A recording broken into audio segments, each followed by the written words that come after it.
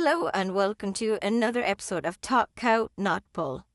All right, so where are we today, Hannah? We are in Tartu. That's the fourth biggest city in Estonia. Fourth biggest city in Estonia, and I do need Hannah to tell me because sometimes I forget. But we're at a trade show. It kind of reminds me of a smaller ploughing match in Ireland. There's a little bit of everything. We were here yesterday. Yeah. It's not only agriculture. And we have three partners here, right? Yes, Latter, the Medium, and of course Fesma. And I suppose a big part of our job today is supporting Fesma, mainly on the Huber Technic product. We have a little gift for it. A little gift for the Medium because they have a big stand with a lot of free space, and that's a hedge for them. We're all up. And what should we expect today? So we have some meetings in regards to projects. Yes, we have some farmers coming, and we have to talk with Latter about the brisket board. And last night at dinner, there was a lot of discussion about the Estonian market and how it's growing so much, and kind of bigger projects, right? Yes. It seems to be 1,000 cows, 1,500. For a small country, they have large dairy farms, which is interesting. Yep, that's true. And the market is it's strong at the moment. So anyhow, we'll walk in and see what it's like. Yeah, bye-bye.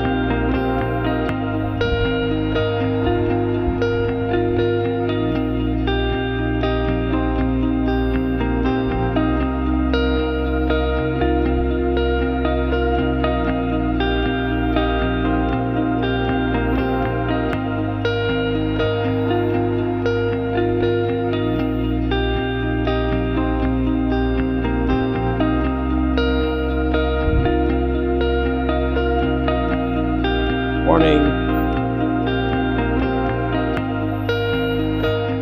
So we'll into the show. We're going to do one last walk around.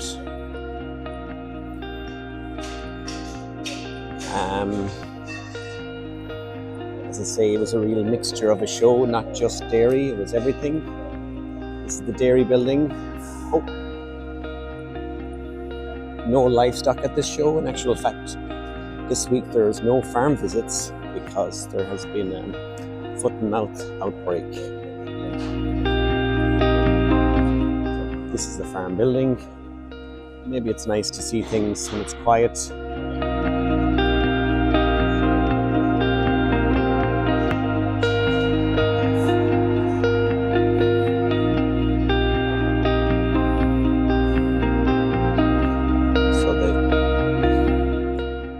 Fake cow here, and that was running all show.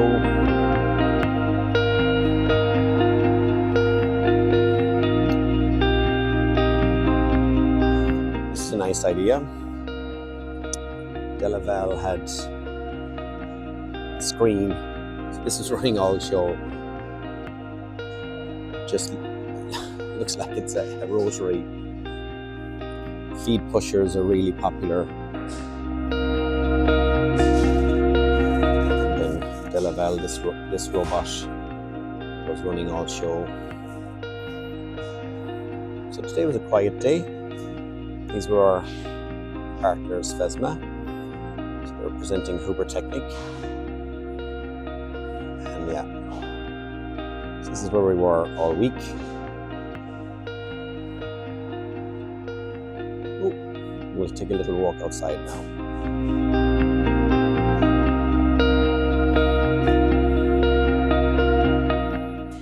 Okay, so as part of the Talk Cow Not Bull series, we're going to start interviewing some of the Creva team.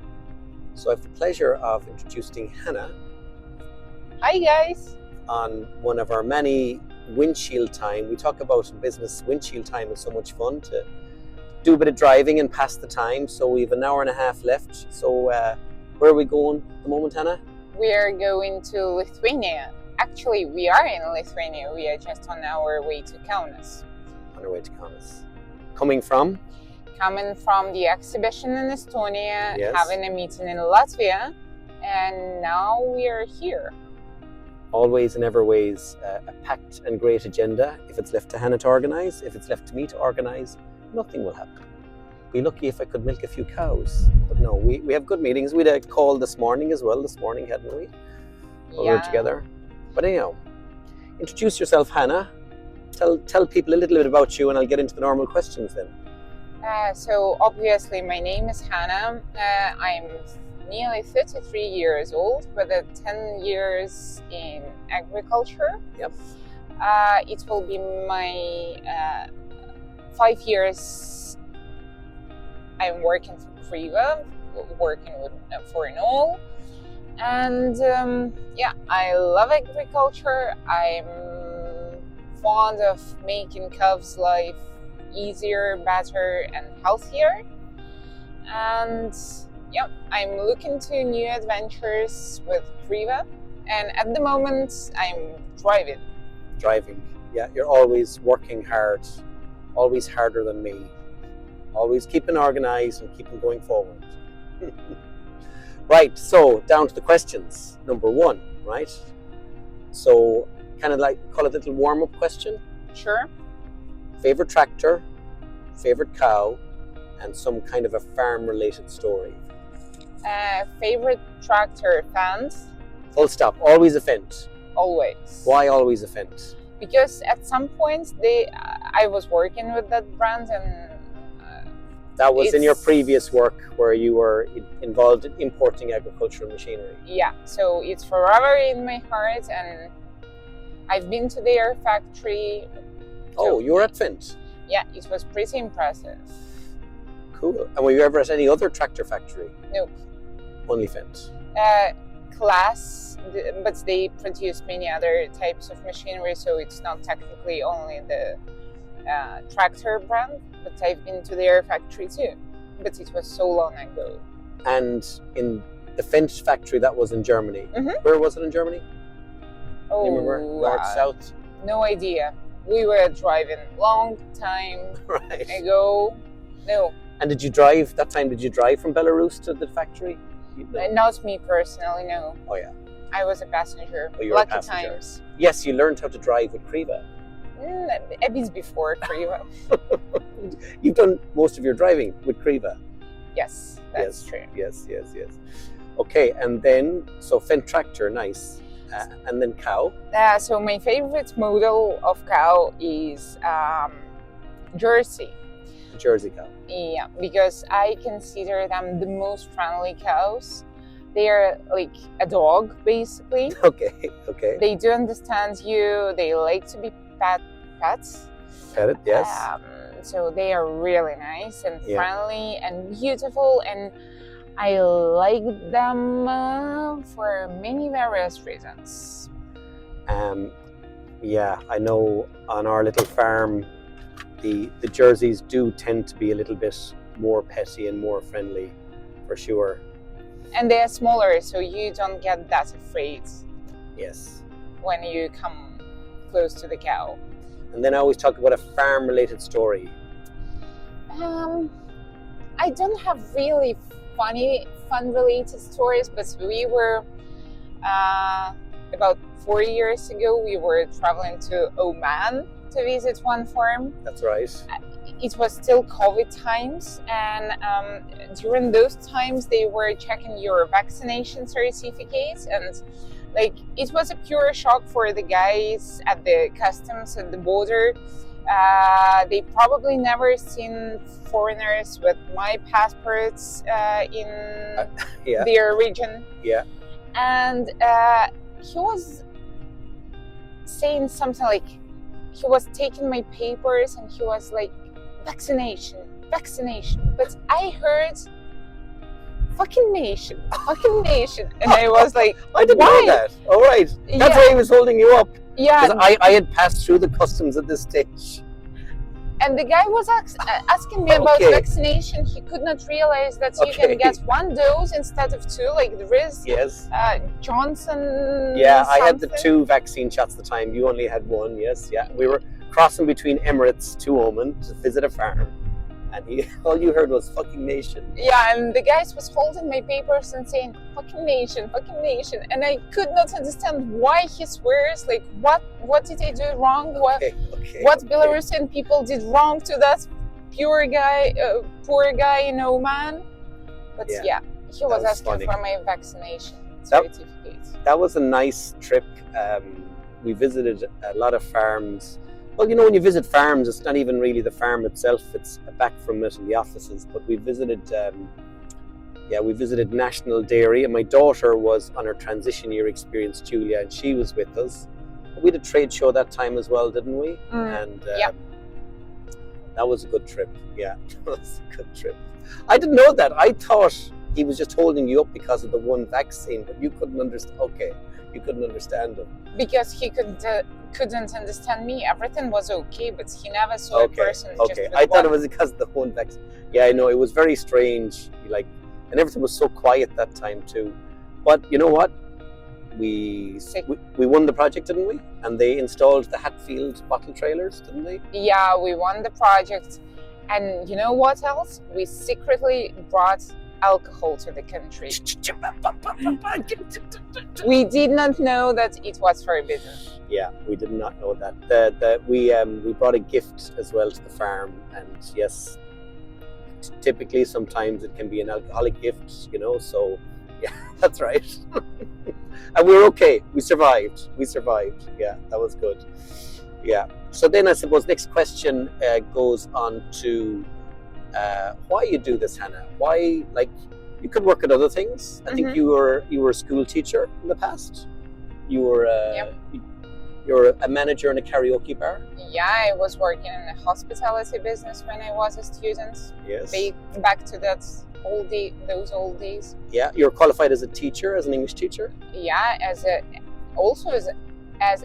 economist. As an economist. I have 2 degrees, but yeah, what motivates me probably is the fact that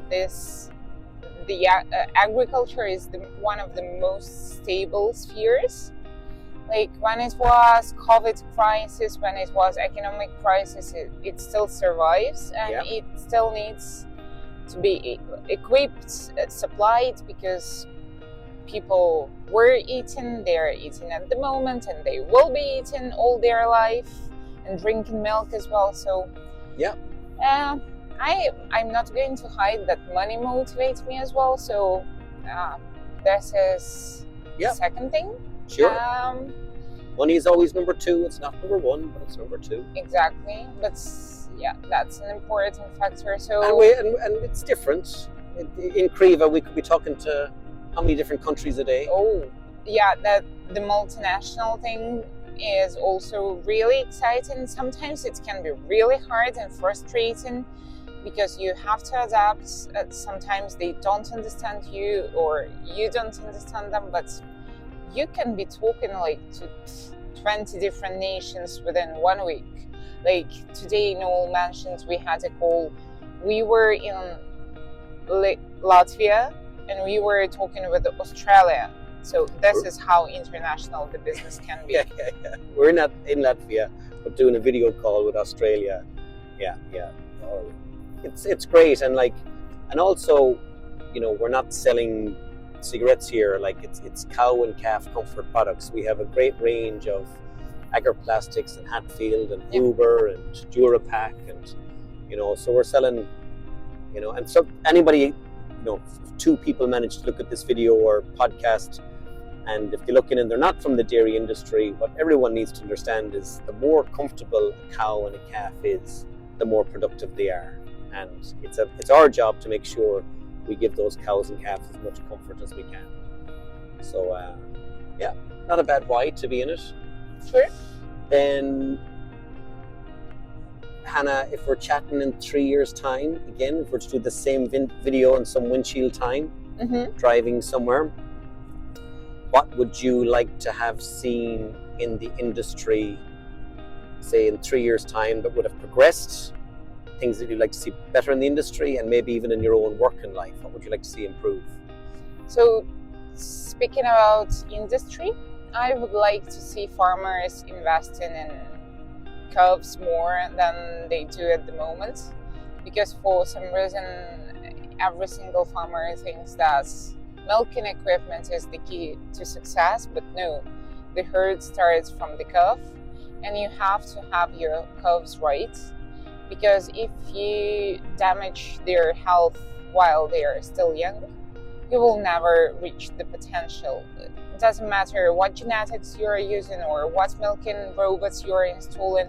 Like, it simply does not make sense. Like, you're just wasting your money, or you are not using them 100% right. So in the industry, I would like to see more of those cases when they do understand that you have to feed them right, you have to have proper housing. The more fresh air they get, the better, and that's it. That's like, and we met each other working years ago on a big Belarusian project, and you went through the numbers there, and I suppose just like when you would be purchasing agricultural machinery or involved in translation discussions, you had to learn all about calf housing. Yep. And did you even realize at the time how important it was? No, actually, no, not at all. Yeah, but just we see it now, and like I always tell the story about, like, a cow can reach its genetic potential. It can get as tall as possible, but if inside the lungs have been damaged as a calf, and when you damage calves' lungs, they're never repaired, they won't have the capacity to do all the things lung do, to create the blood flow, to do the alveoli, and then when that cow comes under pressure, heat, cold, or whatever kind of stress, they just won't perform, right? Yep. People, and like that's a nice message we've been trying to give, especially into Middle East markets, is to understand the importance of good calf housing and feeding, you know. And we can do it in large farms, Hannah, right?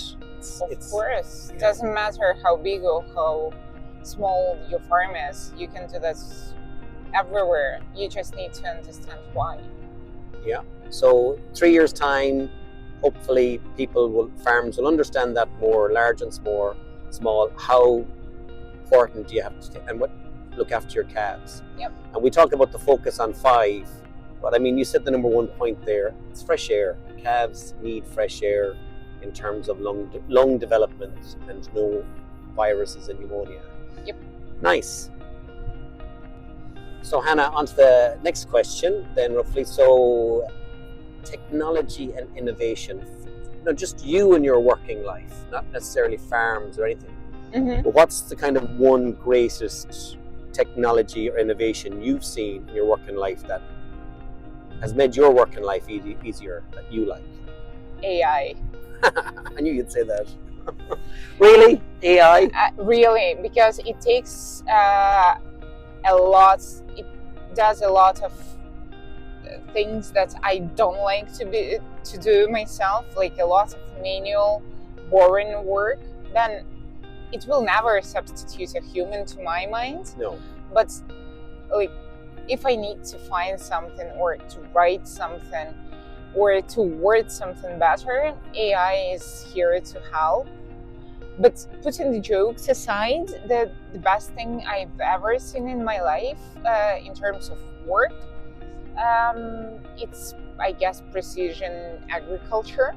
Precision agriculture, yeah. We don't do that at Kriva because it's more connected with machinery, but the things that can be controlled using that system in general, that's simply amazing. Like, you can control all the operations just using your phone.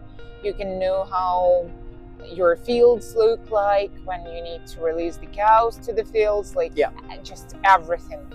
It's really interesting. It's getting more and more popular in Eastern Europe, I guess. There are a lot of new machines which are suitable to be used with that technology. And you're living in Poland now, and Warsaw, and you spend more time maybe at trade shows there, and like Poland is just starting to explode, and maybe where they were behind in precision agriculture, they're jumping ahead really fast. Yeah, that's true, and they do some new things themselves. I mean, there are a few Polish companies doing some technical things to be used with the precision agriculture system. So that's something big. That is, and no, and I suppose in our little farm at home as well, we're measuring grass, like walking the fields and trying to precisely graze correctly, and it's about managing your manure so it doesn't stop. But back to our friend AI, like I remember having that discussion with you a few years ago about AI. I think you were giving me pushback. You didn't like it first, but the thing to remember about AI is we all use it every day. Yes, it helps us tidy up our emails. Yes, it helps do presentations or whatever. But at the end of the day, if the person using AI doesn't have critical thinking and doesn't double check what they're sending, it's no good to us. Of course. But it speeds things up. Yeah, and you still need to pay your attention to the details, but a lot of things that can be done by AI, you just handle them and you're super happy, you're more free, you can give your attention to something else. I do see a space, and maybe if we're looking back in this video in a few years, I do see a space where we can help farms achieve higher levels of cow and calf comfort by using AI and AI assessments. But anyhow, that's in the future. Now, Hanna, so like you're with Kriva, you're in the B2B business. We're facilitating deals, we're setting up distributors, we're working with large farm projects. What advice would you give somebody looking to get into this sort of business or this industry and be good at it? You mean like an employee or? Anybody who's maybe looking at this video and saying, wow, wouldn't I like to be driving around and going to farms, going to Middle East? Any advice you give to somebody that wants to be in B2B business? That's a hard one. Grow your network. Yeah. Talk to people. Yeah. Talk to different people, no matter if that's your competitor or talk to everyone. Someone who does completely different things from what you do. Like, talk to everyone, because you never know who will be able to help you or who will be able to provide you with some info. So talk to anyone. You love your LinkedIn. You're very good on LinkedIn. Use LinkedIn, use Instagram, use any social networks you're able to use. Yeah. So and you're really, be social. You're really good at communication, Hanna, and you're really good at your follow-up. Because if Hanna says she's going to do something, it'll be done. Thank you, boss. Yeah, I might forget, and Hanna will probably remind me, but Hanna will make sure it happens. Yeah. And then, what about you, Hanna? I like to finish with this. Well, we'll ask one or two more things. We're not at 20 minutes yet. But like, is there anything you'd like to put out in the world there? Is there anything you're looking for? Anything? I'm looking to buy a small apartment nearby the sea. If you know about a small apartment in Italy, possibly a small house, please call me. Yeah, good. Or text me or leave the comments just under this YouTube video and I will contact with you. Very good. So just a nice small house by the sea. Good. Now that was a sign for Kaunas, 81 kilometers. Yep. So we're going to be meeting Vaiga in Kaunas now shortly. Just a little over an hour to go. Now, any question for me, Hanna? What makes you happy, Noel, in your agricultural part of life? What's the thing you enjoy most of all? In all agribusiness, or the little farm at home, or in all agribusiness? Like anything connected with agriculture. Okay, Anything you do. I think these few days a line we've been using a lot is like money is number 2, right? Friendship and success and all that sort of work. Like I do love seeing a new product range really succeeding with a distributor. Like, what are we now? 2025. We started Creve in 2012. I guess Creve will be 13 years old in May, and we've always had this line of telling the stories, the great stories that a great brand or factory may have in one market and getting it elsewhere. And I just love seeing that. Like I think of Seneca Dairy Systems with Huber in New York.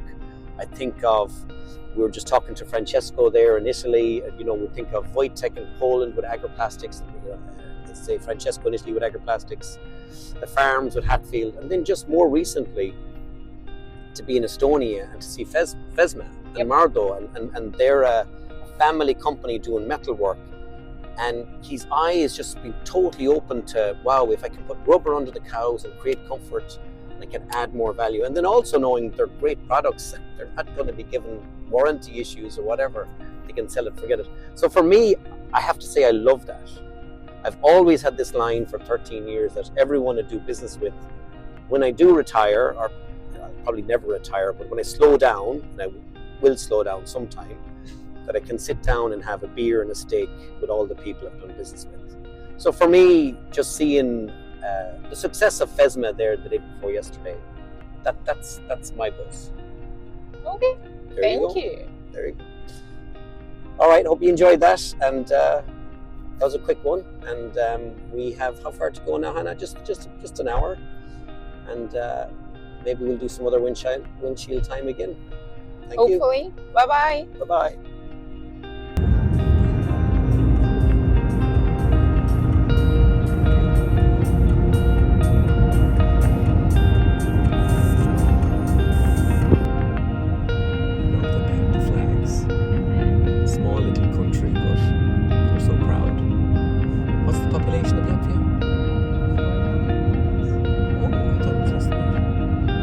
Estonia, that is a small population, 1.2 or something.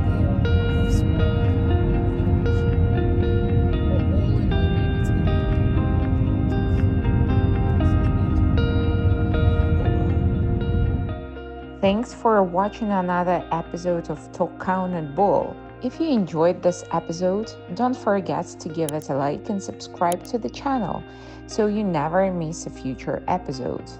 Got questions or ideas for the next guest? Drop them into the comments. We'd love to hear from you. Until next time, guys, keep it cow, not bull.